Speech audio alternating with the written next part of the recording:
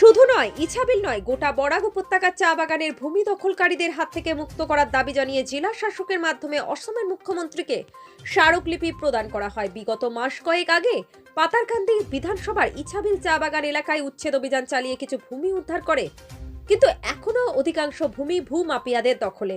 একই সঙ্গে সম্প্রতি সরকারি ভূমিতে ওএনজিসি কাজে বাধা দেওয়ার সঙ্গে সিটিজেন ফোরাম নামে এক ভুয়ো সংগঠনের এক ব্যক্তিকে সরিয়ে নিতে থানা ঘেরাও করা, পরবর্তীতে সামাজিক প্রচার মাধ্যমের আলিগড় মুসলিম ইউনিভার্সিটি থেকে নানা মন্তব্য করা হচ্ছে। তাই এই সংগঠনের ওপর এনআই দিয়ে তদন্ত করতে জোরালো দাবি জানান পাতারকান্দির এলাকার বিভিন্ন বাগান পঞ্চায়েত প্রতিনিধি।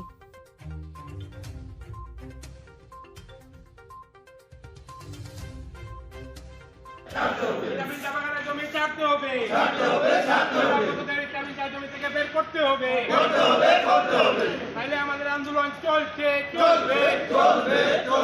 আমাদের জমি ছাড়তে হবে, চা বাগানের জমি দখল মুক্ত করতে হবে, চা বাগানের জমি করতে হবে, চা বাগানের জমি দখল মুক্ত করতে হবে। মানছি না, মানবো না, আমাদের জমি দখল মানছি না, মানবো না। कहाँ से आए हैं और किस कारण से आए हैं? हम लोग सब लोग चाय बागान से आए हुए हैं, पाथरकांदी क्षेत्र से। खास तौर से जो है इछाबिल में बहुत से जगह को जो है दखल मुक्त कराने के विषय में हम लोग आज एसपी महोदय को भी एक ज्ञापन दिया, और यहाँ पे हम लोग डीसी महोदय के अनुपस्थिति में उनके वो एडीसी साहब को हमने ज्ञापन दिया है। बहुत से जगह पे जो है अवैध तत्वकारी लोग जो है जगह को है दखल करके बैठे हुए हैं। हम लोग प्रशासन से निवेदन करना चाहते हैं कि जितना जल्द हो सके चाय बागान की ज़मीन को दखल मुक्त कराएं, जिससे कि हमारे बागान का भला हो। ये सिर्फ इछाबिल का ही बात नहीं है, टोटल जितने बागान हैं हर जगह से जो है दखलकारियों को जो है हटा करके जो है बागान की ज़मीन को दखल मुक्त कराया जाए। प्रशासन से यही मेरा अनुरोध है। तो कल देखा गया आपका इलाका में वो लोग जो कर रहे हैं वो सब बेकार का आंदोलन कर रहे हैं, इससे कोई लेना देना नहीं है। वो सब गलत काम कर रहे हैं लोग, इस आंदोलन से उसका कोई लेना ही देना नहीं है, तो सिर्फ पेट बहाना है। कुछ एंटी सोशल लोगों ने वहाँ पे कोटामोनी पे जो ओरिजिनली चाय बागान का ज़मीन है, वहाँ पे एक संगठन का सिटीजन फोरम नाम से खोला है। वो फोरम पीएफआई जैसा एक सामाजिक संगठन है, जिससे वहाँ पे बहुत एंटी सोशल कामें हो रही हैं। हम सरकार से मांग कर रहे हैं कि वो उसको वहाँ पे सस्पेंड किया जाए, उस संगठन को बंद किया जाए, और उसके खिलाफ एनआईए लेवल की इंक्वायरी होनी चाहिए। और हमारे जो इछाबिल चाय बागान का ज़मीन पूरा बराकबली में जितना चाय बागान का ज़मीन है, वहाँ पे बहुत बाहरी लोग बांग्लादेश से आके और बाहर से आके हमारा ज़मीन दखल करके बसे हुए हैं। हम चाहते हैं कि हमारा ज़मीन हम चाय बागान वालों को फिरा के दिया जाए, क्योंकि आज हमारे पास ज़मीन नहीं है। चाय बागान के जो गरीब दुखी लोग हैं उनके पास कोई ज़मीन नहीं है। ज़मीन नहीं होने के कारण वो बहुत सारे सरकारी सुविधाओं से वंचित होते हैं, और वो जो संगठन है सिटीजन फोरम, उसको सस्पेंड किया जाने के लिए हम लोग मांग कर रहे हैं सरकार से, हमारे चीफ मिनिस्टर महोदय से और एसपी महोदय से। पाथरकांदी क्षेत्र के विभिन्न चाय बागान से हम लोग यहाँ पे उपस्थित हुए हैं। इसका मुख्य कारण यही है कि पिछले दिनों देखा जा रहा है कि हमारे बराक वैली में चाय बागान का ज़मीन, जो चाय बागान के हम श्रमिक हैं, उनका हाल बहुत ही ख़राब होता जा रहा है। दिन ब दिन हम लोगों को सरकार के द्वारा जो ज़मीन मुहैया करवाया जा रहा है, लेकिन इसलिए देखने को मिल रहा है कि विभिन्न चाय बागान में विभिन्न इलीगल माइग्रेंट्स, स्पेशली मे भी वो बांग्लादेश से भी उनका कनेक्शन हो सकता है, वो लोग आज आके हमारे पाथरकांदी के इछाबिल में जो जगह दखल किया है, उस जगह को कैसे दखल मुक्त कराया जाए, उसके लिए आज हमने डीसी महोदय के जरिए एडीसी साहब को, चीफ मिनिस्टर जी को एक हमने मेमोरेंडम दिया है कि जल्द से जल्द जितना भी चाय बागान है पाथरकांदी, और सबसे ज़रूरी जो पिछले दिनों इछाबिल में जो इविक्शन हुआ था, तो इछाबिल में जो जगह अभी बाकी रह गई इविक्शन का, हम उनसे मांग करते हैं कि जल्द से जल्द इछाबिल का जो ज़मीन अभी उन लोगों के द्वारा लिया गया है, वो ज़मीन को दखल मुक्त कराया जाए। और पिछले दिनों हमने सुना है कि देखने को मिल रहा है कि सिटीजन फोरम नाम बोल के एक फोरम, जो कभी हमने इसका नाम नहीं सुना था, लेकिन जब से ये इविक्शन ड्राइव हुआ है उसके बाद से वहाँ पे ये फोरम अपना काम अंदरूनी तरीके से अपना काम चला रहा है, जिसका मुख्य कुछ दिन पहले एक आदमी को जो अरेस्ट किया गया था, उससे आपको पता चला हम लोग कि वो आदमी सिटीजन फोरम के साथ है। तो सिटीजन फोरम का अगर कोई आदमी अगर यहाँ पे अरेस्ट होता है तो इसका कनेक्शन अलीगढ़ मुस्लिम यूनिवर्सिटी में क्या है, हम ये जानना चाहते हैं। तो इसीलिए हमने आज एसपी साहब से रिक्वेस्ट किया है कि वो इस जो फोरम है उसका वो पुलिस इन्वेस्टिगेशन हो, साथ ही एनआईए का इन्वेस्टिगेशन हो, जिससे हमें लगता है कि इसके अंदर और भी बहुत सारे लोग जो हमारे वहाँ के जो सोशल हार्मनी है उसको जो नष्ट करने का जो प्रयास चला रहे हैं उसको वो रोका जाए। तो यही हम हमारे मुख्यमंत्री जी से, हमारे एसपी महोदय जी से और विशेष रूप से हम हमारे पाथरकांदी के विधायक जी को हमने निवेदन किया है और उन्होंने भी हमको आश्वासन दिया है कि वो इस विषय में मुख्यमंत्री जी से बात करेंगे और तुरंत जो इचाबिल का जो ज़मीन जो लिया गया है वो जगह को इविक्शन होगा। साथ ही हम लोगों का जो चाय बागान का जो हक है वो हमको दोबारा मिलेगा और हमें पूर्ण भरोसा है इस भाजपा की सरकार के ऊपर कि वो हमारे लिए, हमारे जो ज़मीन के लिए, हमारे हक के लिए वो हमारे साथ रहेगी। धन्यवाद। প্রশংসনীয় ও সময়োচিত পদক্ষেপ। শহর করিমগঞ্জের 25, 26, 27 নম্বর এলাকা সংলগ্ন আবর্জনা ভরা কালভার্ট পরিষ্কার করতে বিশেষভাবে উদ্যোগ নেন পুর কমিশনার জয়পতি বণিক। ওনার সময়োচিত পদক্ষেপ সবার কাছে প্রশংসনীয় হয়ে ওঠে, কেননা বহুদিন ধরে ওই এলাকাগুলো সংলগ্ন আবর্জনা ভরা কালভার্ট পরিষ্কার না হওয়ায় ভোগান্তির শিকার হতে হয় জনগণের। তাই জনগণের কথা মাথায় রেখে পুর কমিশনারের বিশেষ উদ্যোগ।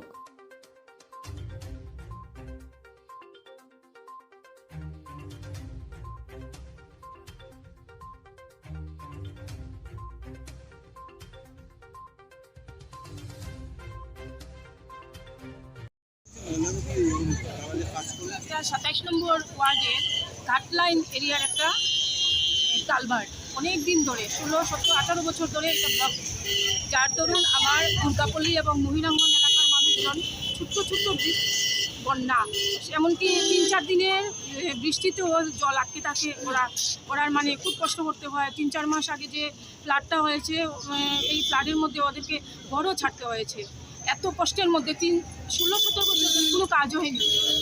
অনেক কমিশনারই তো এসেছেন গেছেন কিন্তু কাজ হয়নি।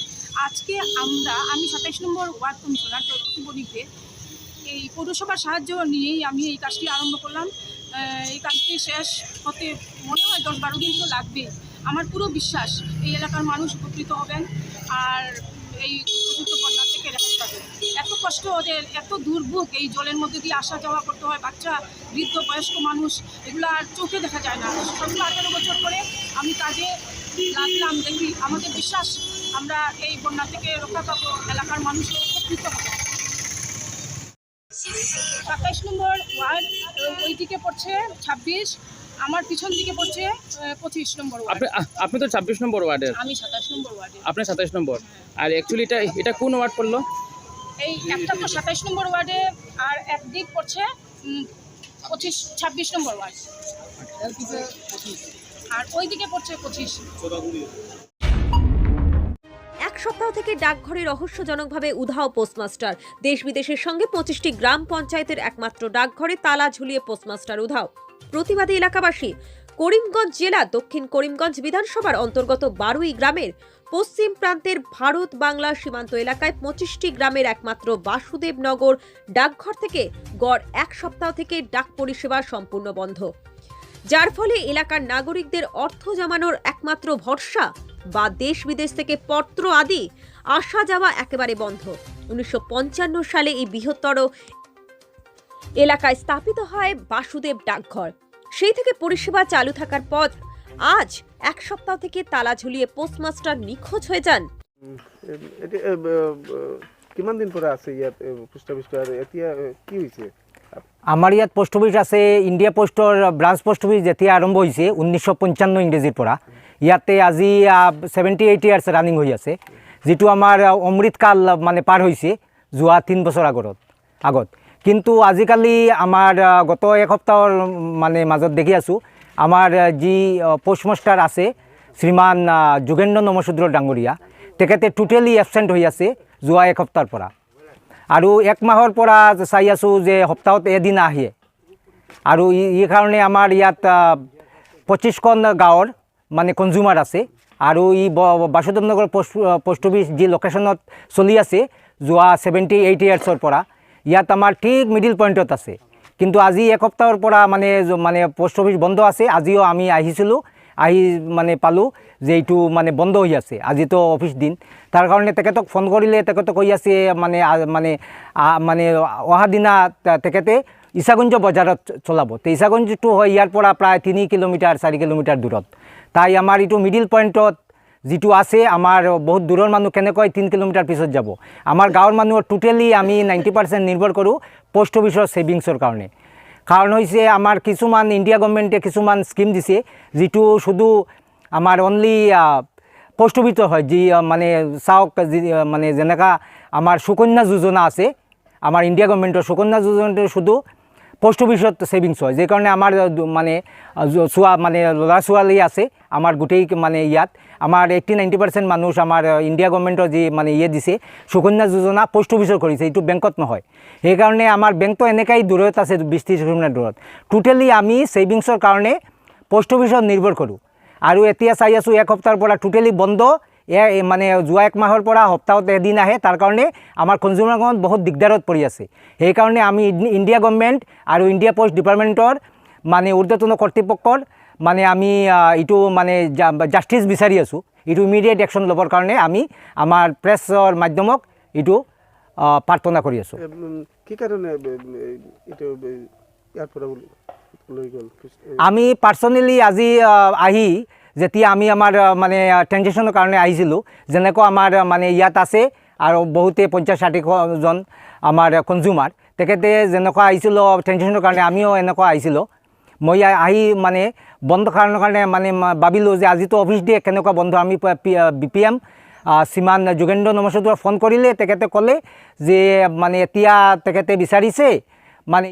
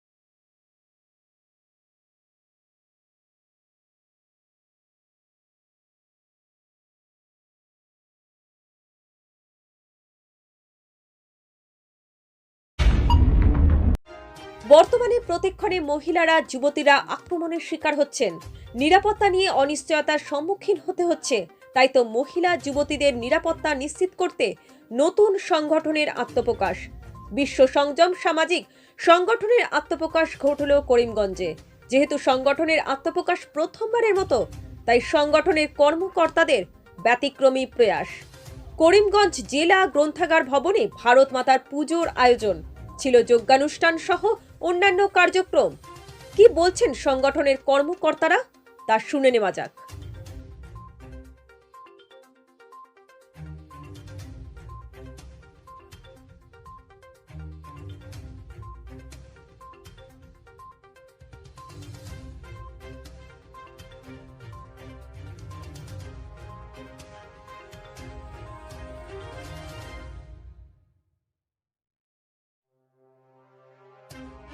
মেয়েরা মানে মহিলারা বিশ্ব সঙ্গম এনজিও প্রথম মানে ভিত্তি স্থাপন করেছি এই 2022-এ। তো আমাদের এই এনজিওর 2023 তো আমাদের উদ্দেশ্যটা হচ্ছে যে আমরা মানে নেশামুক্ত সমাজ, যাতে সমাজের সব মহিলারা অনেকভাবে নিপীড়িত হন, সেই জন্য সেই প্রচেষ্টাই আমাদের আর গ্রামে গঞ্জে মহিলাদের, শহরের মহিলাদের নিয়ে আমাদের একটা কাজ করার উদ্দেশ্য আছে এই এনজিওর মাধ্যমেই। আর কিছুটা সাংস্কৃতিক, কিছুটা বাচ্চাদের নিয়ে, কিছুটা স্পেশাল চাইল্ডদের নিয়েও আমাদের কাজ করার উদ্দেশ্য আছে। এখন জনসাধারণের যদি আমরা সমর্থন পাই তাহলে আমরা এগিয়ে যেতে পারবো। মহিলারা পারে না এমন কোনো কাজ নেই, যদি ভেতরের ইচ্ছাটা থাকে। আমাদের সেই সচেতনতাটা জাগিয়ে তুলতে হবে মহিলাদের ভেতরে এবং জনসাধারণের ভেতরে, যাতে এই নেশার জন্য নানান ধরনের সমস্যা আজকাল দেখা দিচ্ছে। বাচ্চা মেয়েদেরও নানান প্রবলেম হচ্ছে, গার্জিয়ানরা নিশ্চিন্তে ঘরে থাকতে পারেন না। যার জন্য এটা যদি আমরাই আগে সচেতন না হয়ে এগিয়ে আসি তাহলে হয়তো এটা বন্ধ হবে না। সেজন্যই আমার এই প্রচেষ্টা এই এনজিওর মাধ্যমে। আর কি বলবো, খেলাধুলার প্রতি মানুষের আগ্রহ বাড়াতে, বিশেষ করে যুব সমাজকে খেলাধুলার উপর আকৃষ্ট করতে আজ জেলা পুলিশ প্রশাসন এবং জেলা ক্রীড়া সংস্থার যৌথভাবে 15 বারের এই প্রদর্শনী ক্রিকেট ম্যাচ শুরু হয়। এ প্রসঙ্গে বিস্তারিত জানাতে গিয়ে জেলা ক্রীড়া সংস্থার সচিব সুদীপ চক্রবর্তী বলেন,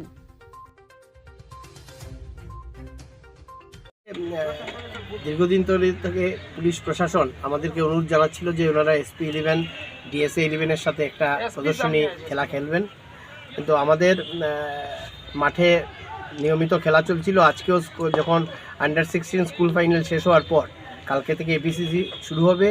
এই মুহূর্তে আমরা 15 ওভারের একটা প্রদর্শনী ম্যাচ খেলা হচ্ছে। জেলা ক্রীড়া সংস্থা একাদশ বনাম সুপারিনটেন্ডেন্ট অফ পুলিশ একাদশ। বর্তমানে DSA11 ব্যাটিং করছে। আর দুই দলেরই জেলা ক্রীড়া সংস্থারও যারা পদাধিকারী আছেন বা বর্তমানে প্রাক্তন বা সিনিয়র খেলোয়াড়রা আছেন ওনারা প্রতিনিধিত্ব করছেন। আর SP11-ও জেলা দলেই খেলে থাকেন বা পুরনো প্রাক্তন খেলোয়াড় আছেন, বর্তমানে পুলিশ প্রশাসনে চাকরি করছেন ওনারা, এবং DSP এডিশনাল SP নিচে খেলছেন। একটা ভালো খেলা আমরা এখন পর্যন্ত দেখতে পাচ্ছি। SP11 versus DSA11। এমনিতেই আমরা যেহেতু আমরা একটা প্রদর্শনী ম্যাচ দুই দলেরই, আমরা আমাদের জেলা ক্রীড়া সংস্থা থেকেও একটা ইচ্ছা আছে আমরা এবার এটা অফিসিয়ালি করব। আর এমনি পুলিশ প্রশাসনের অনেকেই আছেন যারা খেলার সঙ্গে আগে জড়িত ছিলেন, বর্তমানে অনেক আছেন যারা জেলা দলের বা বিভিন্ন ক্লাবের হয়ে খেলছেন, চাকরিতে আছেন বিভাগে। তাই ওনারাও তার প্রস্তুতি হিসাবে ওনারা চাইছিলেন ওনাদের একটা এমনিতে প্রদর্শনী আমরা 26 জানুয়ারি বা 15 আগস্ট খেলে থাকি, তার বাইরে গিয়ে একটা সময় বের করে ওনারা খেলবেন, ওনাদের আগ্রহ ছিল। তো ওনাদের আহ্বানে আমরা সারা দিয়ে আজকে আমরা একটা আয়োজন করেছি একটা প্রদর্শনী।